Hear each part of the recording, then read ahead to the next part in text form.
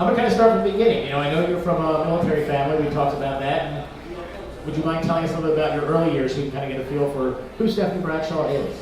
Okay. My father's retired military colonel, so I come from a family of rules and regulations. It probably has been one of the founding virtues of myself, because my dad is very, very strict. We moved every couple of years. I went to 3 high schools before I graduated a year early when I was 17. I went overseas for a few years, came back to the States, graduated in the United States, got my undergrad degree at a state school in Pennsylvania, and then I went to South Korea for a couple of years, taught English as a second language for 4.5 years, did a lot of traveling in Southeast Asia, came back to the States, worked in university, worked in events, and then kind of made my way to Baltimore. That's the very short Cliff Notes version, because that's not the most fun part of the story, probably. So what brought you to Baltimore? I was working for a national wedding publication at the time, and I had opened a market for them in South Central Pennsylvania, which is not as lucrative as moving to a bigger city like Baltimore. So they asked me if I would move to Baltimore and sell for them. So I came to Baltimore, opened the market for them, and I worked for them for a few years before I started working for the next company. Siblings, family, pets, anything you want to share with us so we can get, you know, a feel for the inner Stephanie Bradshaw? The oldest of 3, first child, definitely followed kind of all of the stereotypes, independent, the middle sister, younger brother, all kind of creative people, I think, because of my mom. I have a dog named Brooks. He's a little Maltipoo. And I just had a baby 19 months ago named Dallas. Congratulations. And I have a baby daddy also. There you go, there you go. I have a baby daddy too. Higher education, I know you mentioned a little bit, obviously trying to round out your story. I got my undergrad degree from Shippensburg University, which is one of the state schools in Pennsylvania. And interestingly enough, after I went to South Korea and taught English for a couple years, I came back and worked for my alma mater in the admission office. And because of all of my traveling internationally, I was in charge of all the international student applications at the time. So I admitted all of the people that were trying to get into SHIP at the time. A little bit of giving back, huh? That's right, and that's actually where my event career really started, because in addition to admitting all of those international students, I was planning kind of events for the admission department. And then after I left Shippensburg, I went to work for a boarding school called Mercersburg Academy. And I was the director of constituent relations at the time. We were raising $100 million for a capital campaign, and my job was to travel up and down the East Coast, plan all of the campaign fundraising events for those alumni. And at the same time, I was a dorm mom to 36 11th and 12th grade girls. So I don't know which of the 2 jobs was more challenging, but it prepared me for having a staff. So obviously it sounds like you had a bunch of other jobs. What made you make the transition from working for someone else to opening your own business? Did you always have that entrepreneurial bug? To be really honest, I got fired. It's a true story. I've heard a lot of people say you should get fired at least one time in your life. I think it's really true and humbling, at least it was for me. I was working for a large party rental company at the time, and sometimes you don't always get along with or see eye to eye with some of the people that are in elevated positions from you. I'd been working for the company for 5 years. A new person came in. We didn't really see eye to eye with the way that things were going, and that person, had the power to let me go. And if I had to say one pivotal moment in my entire career to date, it was probably the heartbreak of that job, but it really propelled me into making the decision. I can either fall down and feel sorry for myself, or I can, make something even better out of the situation. So that's what I chose to do. So speaking of making something better, I want to kind of start with your core business. I know you've got a lot of different moving parts that are going on within the Stephanie Bradshaw brand. But your core business is the combination of event planning and interior design. That's correct. Which is kind of an interesting combination. Obviously, there's overlap. How did that combination come to be? When I was working for the party rental company, when I left, I was kind of tired of parties. I had a little bit of a bad taste in my mouth, and so I thought I'm going to take a little bit of a break from this, and I just started kind of doing shop windows and interior design for friends and family. And after I had a little bit of a break from it, people just kept asking me, will you plan my wedding? Will you plan my party? I'd been doing it for so long before that I thought, well, it's not that I dislike party planning, I just needed a little bit of a break. So I wanted to keep the interior design and do the parties, and it is an interesting business model, but ironically enough, they kind of all come together. I mean, you're doing a floor plan, and you're planning an experience, whether someone's living in your house, or their house, or they're, having this wedding or event, what kind of experience do you want them to have if you live or work or entertain in those spaces. So also, to be really honest, I love weddings, but if I had to do one every single weekend, I think I would burn myself out and my staff. My staff is here tonight, Rachel, Allie, and Laura on my team over there. I want to shout out to them too, because we are going to touch on this a little bit, but I know my name is on the moniker, and it's definitely the Stephanie Bradshaw brand, but I've tried for a very long time to have it be the SB team, because I am definitely only successful because of the young women that work with me every day, day in and day out. So, we're going to kind of touch on a lot of the different aspects of your business, but I think one of the things you mentioned is you have your own line of custom linens. So that's a pretty exciting thing. There's a national linen company called BBJ Linen that just recently approached our brand about doing a collaboration with them, because we do interior design as well. And linen that you rent for a party are often really different than textiles that you might put in your home on a sofa or on your drapes or something like that. So I really wanted to bring linen that were in home textiles to the party scene. And BBJ is one of the largest distributors of rented linen in the country. They have 12 national flagship showrooms, and they rent millions of dollars in linen every year. And they have collaborations with 2 men designers before me, and so I was the first female that they asked to be as one of the designers for this collection. So we have 10 new linen that are coming out later this month that can be rented nationwide. Yeah. Fantastic, and that was a perfect segue to my next question was, did you always plan on being so focused on supporting women with your all-female staff and your women-only cake and whiskey events, or did that just kind of happen? Did I always consider, what was the? Well, it was, was your mission as you opened your own brand and as you started doing these networking events, did you mentally say to yourself, I want to do this to support women, I only want women on my staff? I didn't only want to support women. I mean, I want to support men and women. I think it's just evolved into, for some reason, I think I've become an example to other women entrepreneurs on entrepreneurship, and so I think I've tried to use my ability to connect other people to benefit a larger group, and it's just kind of manifested itself in women's networking events, because that, quite honestly, is my following. Which makes sense, yeah. I mean, I'm more like 80% women. women. Not where you went gravitating Yeah, I think to. 80% female and 20%, if you look at my stats on social media, are who are following me. So I think. And I know you mentioned that men are trying to get into your cake and whiskey event, but there's still something. We have a lot of men that have asked us to come to Cake and Whiskey, so we are actually considering doing a spin-off of that for men and women combined. Would you guys support that? Yeah, absolutely. Okay. It's born right here tonight. So, speaking of Cake and Whiskey, obviously you're very busy. You do lots of other stuff. What got you into hosting the Women's Only Networking event? One of my neighbors is Alpha Graphics, Christine, and she's a neighbor where our studio is, and she had gone to a conference that was a women's in business conference, and there used to be a magazine called Cake and Whiskey.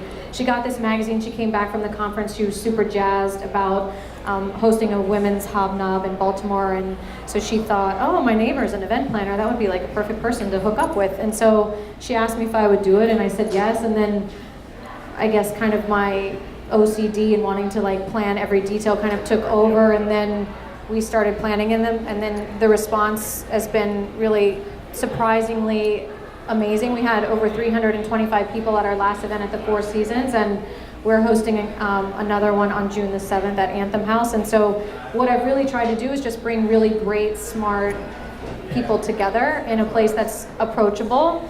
so that you can make meaningful connections and help other people connect with others as well. That's fantastic. Obviously, it aligns with what we're doing here, although we haven't got 300 and some people come out, but you guys are going to do it, right? We're going to. This is the start of that. We're going to have some cake and whiskey at the next one, and let me tell you, we'll have more people. That's what helps. That's what helps. Speaking of networking events, you, in addition to all this other stuff, I'm just going to keep saying this because it just keeps adding on. You're putting on the second annual Outspire Branding Summit in August.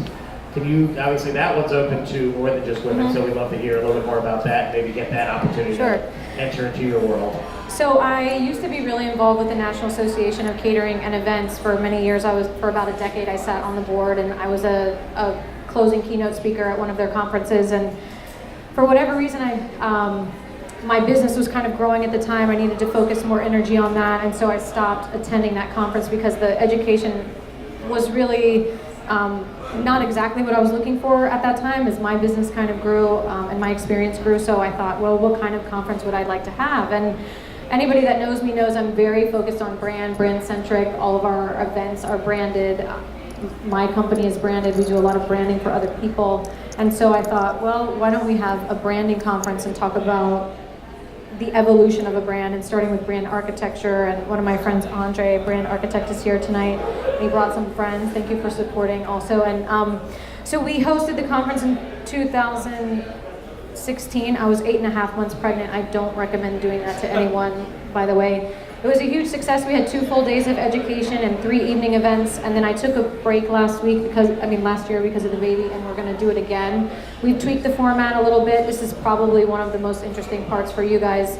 We're going to do a full day of education with a networking brunch, and then we're going to have a warehouse party at Revolution Event and Design, and the warehouse party is open to the public, and so is the conference. The conference is going to be an intimate, like a little under 150 people, but we can have up to 1,000 people at the warehouse party if we'd like. So it's Outspire Summit. You can go to your Instagram right now at Outspire Summit.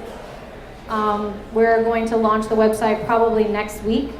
While you're on your phones, you can also go to @sbcreative_. I'll post a little story about the fireside chat tonight and Startup Grind. Fantastic, we appreciate it. So we just listed a laundry list of things. I think I'm feeling exhausted just by that. We hit linens, we hit event planning, we hit cake and whiskey, we hit Outspire, and then on top of all that, you said, hey, you know what else I'm going to do? I'm going to publish a magazine, because why not? You had some spare time. So I know you had your second issue just came out of Hughes magazine. The first issue. Okay, first issue. So this is brand new. You guys are going to get copies of it tonight of the hot off the press Hughes magazine. But obviously I know it goes along with the brand, but how do I guess the question for these people here, and certainly you can get into why you did that, but the fact of how you juggle all of that. I know as an entrepreneur myself, and obviously we've got a lot of entrepreneurs in the crowd, it just gets overwhelming because, at points you're doing everything, you take on these clients and you think you're going to do one little part of it, the next thing you know, you're doing 5 other things. Obviously you're doing a ton of stuff and then throwing a magazine publishing on top of it. First question, what made you decide you wanted to do a magazine? And then second part of that is, how do you juggle all of this stuff? So I wanted to do a magazine.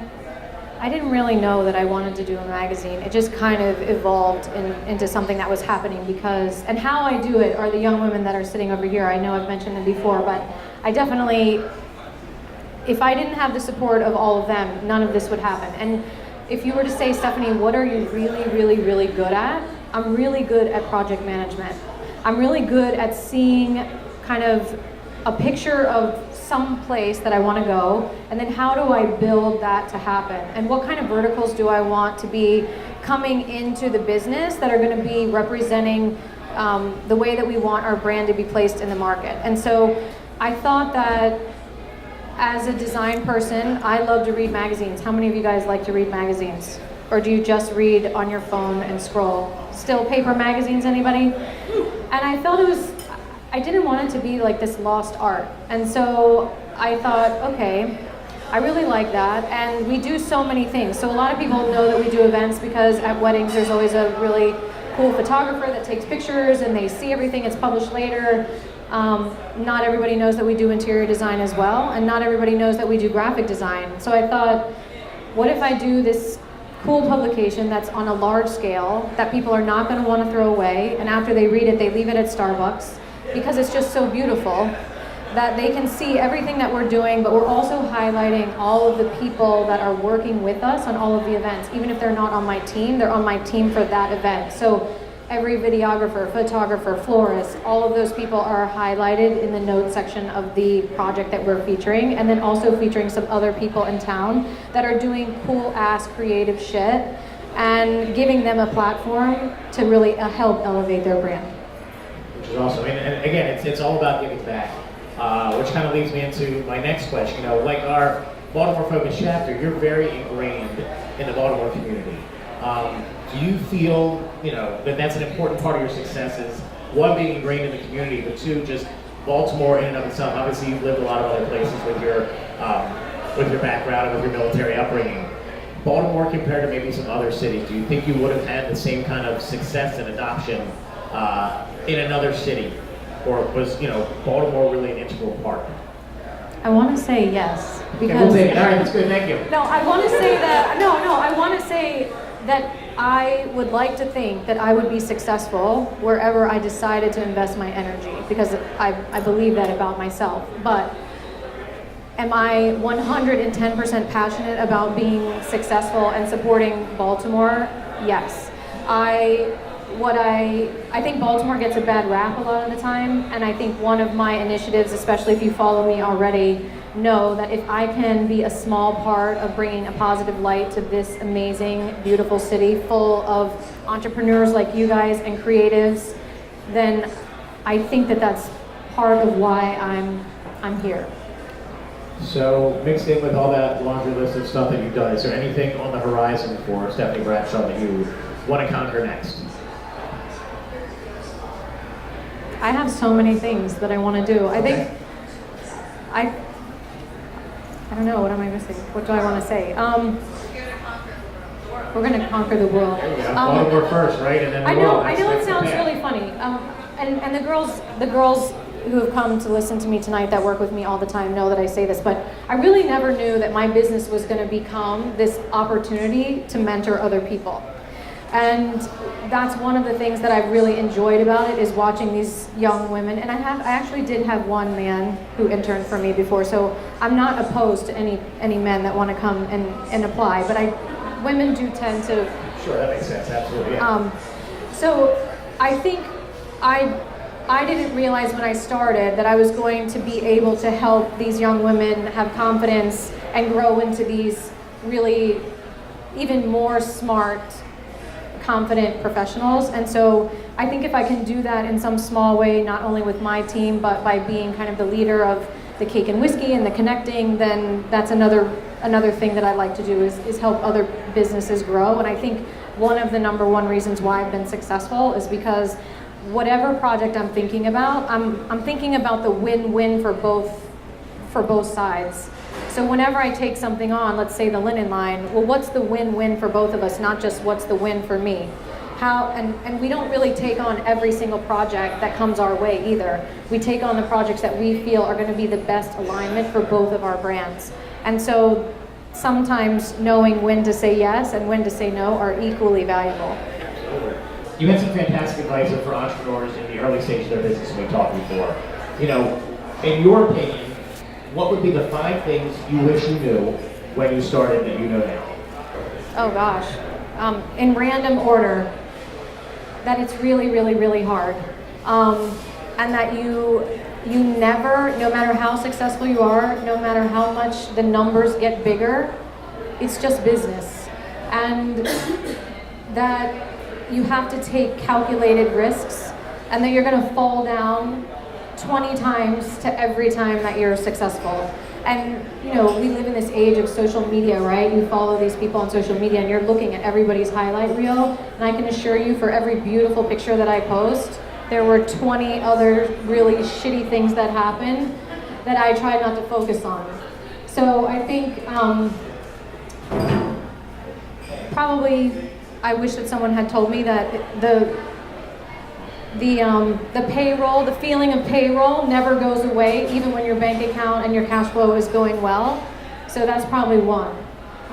The second one, probably the falling down thing. Like everybody says, fall down, get back up. But no, you really have to just keep getting back up. every single day.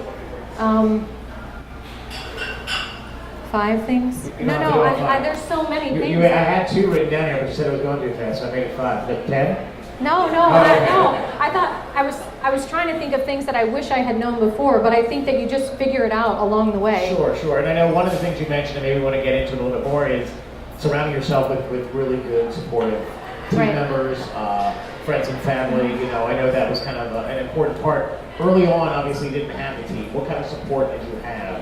I was by myself, alone in the corner of my house, like for a long time. You know, just kind of cranking it out and doing a wedding at a time, and it was a little bit lonely. It's also a little bit lonely at the top. We got 3. There we go. Huh? A lot of people might not tell you that, but you have to really be okay with everybody criticizing you and still doing what you think is the right thing. And some days that's really hard. That's probably one. I was just thinking about something else. It is hard always to stand up for what you believe is right and to continue to focus. So what I was going to say is, I wish that somebody had told me to read this book. And my staff knows I recommend this book to like 99% of the people I talk to. It's called The E-Myth, or you can read The E-Myth Revisited. It's the entrepreneurial, E is for entrepreneur. I wish someone had told me to read this book earlier than when I read this book. And if you walk away with one thing from my talk, maybe it would be that, because in this book, it talks about how you have to have these 3 things to be successful. You have to have an entrepreneur, you have to have a manager, and you have to have technicians. And a lot of people think that they want to go in business for themselves because, let's say that I'm a baker and I'm tired of baking for Susie, I want to bake for Stephanie. So I leave, then I open my bakery, and now all of a sudden I'm cleaning the floor, baking the things, waiting on customers, cleaning the bathrooms, locking up, cleaning up all the stuff. Then I've got to do my accounting. Then I got to hire somebody to help me. And then I got to do payroll. And you're doing all of this, and really all you wanted to do is just bake cakes, right? So when you read the book will help you define, of those 3 things, what you are. Are you the entrepreneur? Are you the technician? Are you the baker? Or are you the manager? And once you define of that trifecta what you are, then you know the other 2 people that you need to hire in order to make your business successful. So a lot of you that are sitting in the room right now are trying to do all of this shit by yourself, and it becomes overwhelming. And you're probably saying, well, I can't afford to hire anybody right now. So you've got to develop a plan on how you can eventually get those people so that your business then continues to be moving forward. And endurance. You have to have endurance. I'm a runner, so every morning I'm out there like trying to get my head on straight before I come in and answer a million questions and solve a million problems. And I think that was probably part of your early start by yourself, is being able to kind of wear a lot of those hats. And obviously still reflected here in all the stuff that you do, but now with the team to support you, you're able to do that a lot more efficiently. Right. But again, having that support and having that team, the earlier you had had it, probably the quicker, maybe not a different path, but maybe a quicker path, or maybe you had to get through a certain point, you never know, everybody's different, I guess. The book was really helpful for me because I learned that I'm the entrepreneur. 100% I'm the entrepreneur. I love thinking up the crazy stuff that we're going to do next, that I come in one day and I say to the girls, so I've decided that we're going to do a magazine. And they're like, really? And I'm like, yeah. And this is how we're going to do it. And I, like I said before, I think my strengths are, being a project manager, understanding what it takes, developing timelines, which we do for events all the time. And then I'm really good at kind of pushing the project through and finding the right people and highlighting the strengths of my team, but pushing them where they're a little bit weak so that they become better at those things too. I think that's a key part of being an entrepreneur is being a project manager, because you can't do it all. So if you can't delegate it out, then it's all going to fall on you, even if you have a good support staff. But you have to meet them halfway all the time. You can't. I will meet them 150% plus, and they'll meet you that way too. Right. Otherwise, they're not right for their team. And you're part of the team. We all take the trash out. They're not your team. Right. You're a team. Right. And that's a big part of it. So, any last kind of words of wisdom before we kind of switch over to maybe some Q&A from everybody that you'd like to leave on budding and future entrepreneurs in the room tonight? I would say follow your gut. If your gut is telling you that this is what you're supposed to be doing and you have this crazy cool idea, then do it. And surround yourself with other people that are going to support the dream that you have, but be really smart about it. Don't just have this idea. Make a plan and work the plan and write the plan down. one of the guys in the back, the guy with the green shirt, what's your name? Brian was talking about how he asked you guys if you had New Year's resolutions, and how many of you stopped your New Year's resolutions already? How many of you are still working it? How many of you wrote them down? How many of you are lying right now? How many of you wrote them down and look at it every single day? I do. Every single day, I look at what my list is, and I think to myself, what do I do today that's going to get me to these goals, whatever they are? And I run on that for 45 minutes, and I look at it every single day, and I remind myself of that. And even if that's, be the best mom that I can be to Dallas or whatever it is, which is one of my goals, my son's happiness, then I try to think about, okay, what can I do to get to this goal? And I look at it every day, the whole entire year. My team will tell you, I made them all write their goals down at the beginning of the year. We had a huge exercise on what the goals were and how we were going to get there and how we were going to help each other. So that would be my advice. Awesome. Well, thank you very much. I want to turn over to the floor. We have Stephanie for a little bit longer as our captive audience. So anybody have any questions for Stephanie on any of her endeavors or future plans or any advice that you're looking to get from her? Don't be shy. Somebody's got a question. We talked about a lot of stuff tonight. Nobody's got any questions. Not one of you. In the polo there shirt. There we go. Well branded. Thank you. Do you have a mentor? I do. I've had probably 2 mentors in my career, and someone once told me that instead of finding a mentor, your mentor is going to find you because you do something exceptional, and they're going to be drawn to you. And that's how both of them found me. But 100%, yes. Sometimes you have a mentor that's not necessarily in your field. Yes. Is yours in or not in your field? Inish, not directly, like they don't do event planning or interior design, but they're in kind of a periphery. The mentor that I'm speaking about right now is more like a finance person. And it happens to be a male, interestingly enough.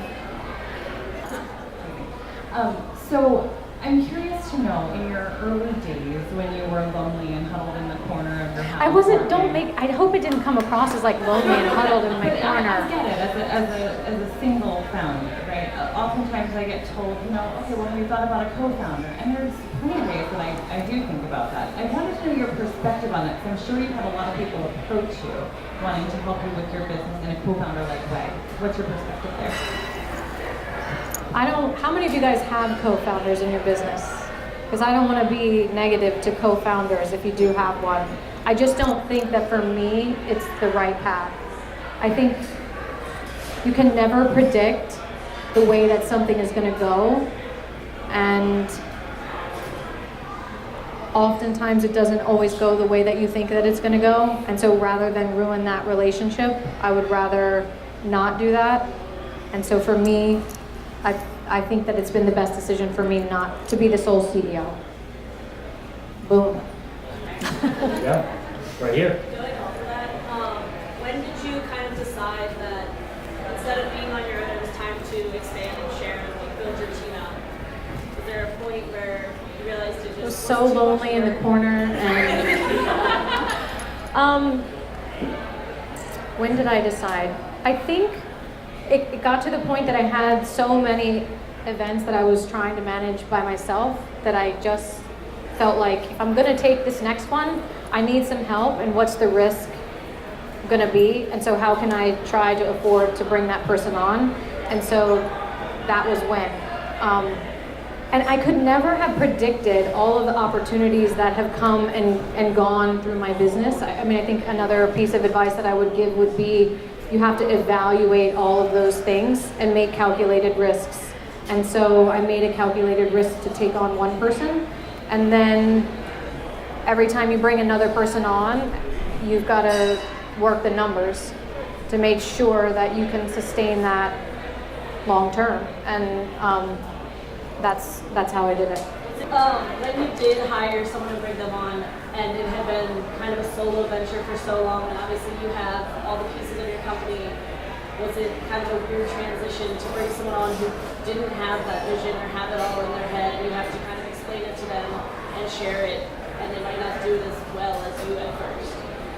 I think I was so eager to have help, and also, if you know me, you kind of know that there's not really a line in the sand about where I stand on things. So this is kind of my expectation of the way that things are going to go, and either you can work to that level of expectation or you can choose to go another path. And so I think as long as you're clear about what your expectation is of your team and the level of service and quality that you want to exude, and you are very explicit about that,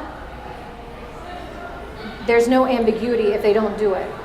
So it wasn't really that hard, because also I'm at a lot of people want to be in the event industry, I found out, which I didn't know before. Or a lot of people think they want to be in the event industry because they see on social media that it's super fun and you're at a fancy hotel and, oh my gosh, you just showed the bride the room and it's really sexy and pretty, but they don't see that for 2 days I've been setting up and down freight elevators and climbing on ladders, and I've broken a lot of interns after one event. So you've got to be really tenacious also, I think, if you want to stick it out. And being an event planner is one of the top 5 most stressful jobs recently on the list of stressful jobs in the world. So it's not an easy thing to stick with. Yeah. Okay, thank you. I just wanted to. We've had a lot of people come in and out of our company, right? The majority of the young women that are working for me now started as interns and worked their way through, and then we made a position for them because they showed me something that was excellent and they really wanted it. But I've had 10 times more people come in and out and hopefully gain some experience from it. And I think knowing what you don't like is just as valuable as knowing what you do like. And so as long as they left with more knowledge than when they came in, and they know that we're kind people, I think that the experience is valuable. Yeah, what was the thought process behind, so you're into like multiple verticals, right? Multiple. Kind of verticals, right? You have the event planning, the instead of doing that, what was the decision between going through multiple verticals versus just like exploding one vertical? Like being the best and biggest event planner on the Eastern Seaboard. The biggest event planner on the Eastern Seaboard. I already am. No, I'm just kidding. You know what I mean? Like you couldn't make it one thing and just run a big. That's a good question. He's asking me why, instead of just being the best event planner on the Eastern Seaboard, did I decide to do both things? For a couple reasons. The first one is I love business. And so for me, it was really interesting to do multiple things that kind of are intertwined with each other. And I didn't want to do a wedding every single weekend. Like you would definitely get burnt out from that. And I knew I wanted a team, and so I was doing interiors, and then I was doing events, and then I was like, oh, I need a graphics person because I want to do the save the dates and the websites and the invitations, and so then I hired a graphic person. And then it just continued to evolve from there, and how do all of those pieces kind of work symbiotically together is now, some of our brides want us to design their house after we do their house, or some of our brides are having a baby and then they want us to do their baby shower. So it's kind of life cycle, full service things. Anybody else? Any other questions? Going once, going twice? Thank you, Stephanie. We really Thank you for appreciate having me. it.